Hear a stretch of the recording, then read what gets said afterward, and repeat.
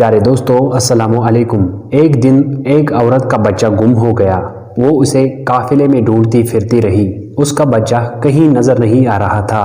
وہ ایک آدمی سے بچے کے بارے میں پوچھتی رہی۔ آخر کار اس کا کھویا ہوا جگر کا ٹکڑا مل گیا۔ وہ اپنے بچے کو سینے سے لگا کر بہت روئی۔ اسے یقین نہیں آ رہا تھا کہ اس نے اپنے کھوئے ہوئے بچے کو پھر سے پا لیا۔ وہ عورت اس کا چہرہ بار بار دیکھتی اور اسے خوب پیار کرتی۔ آس پاس کے سبھی لوگ اس منظر کو دیکھ کر بہت متاثر ہوئے۔ اسی دوران آپ صلی اللہ علیہ وسلم صحابہ کرام سے مخاطب ہو کر فرمایا، کیا خیال ہے تمہارا؟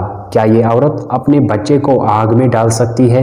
سب نے کہا نہیں، یہ عورت ایسا ہرگز نہیں کر سکتی، کیونکہ اس عورت کو اپنے بیٹے سے بے پناہ محبت ہے۔ ہمارے پیارے آقا صلی اللہ علیہ وسلم یہ سن کر فرمانے لگے، اللہ تعالیٰ کو اپنے بندوں سے اس سے کئی گنا زیادہ محبت ہے۔ اللہ پاک ہرگز نہیں چاہتا کہ اس کے بندے دوزخ کی آگ میں جلیں۔ پیارے دوستو، لمبی سی لمبی تقریریں ایسا اثر نہیں رکھتی جیسا آپ صلی اللہ علیہ وسلم کا ایک پیارا اور میٹھا سا بول۔ میرے پیارے عزیز بھائیوں اور بہنوں، ایک مرتبہ ایک بزرگ نے محفل میں اپنی بند ہتھیلی کو سب کی طرف کر کے دریافت فرمایا، میرے ہاتھ میں کیا ہے؟ کچھ لوگوں نے جواب دیا، شاید آپ کے ہاتھ میں ہیرے جواہرات ہیں۔ وہاں بیٹھے ایک شخص نے کہا، یقیناً آپ کے ہاتھ میں سونا ہے۔ پھر ایک اور شخص نے کہا، اگر آپ کے ہاتھ میں سونا اور ہیرے جواہرات نہیں ہے تو یقیناً چاندی ہوگی، کیونکہ چاندی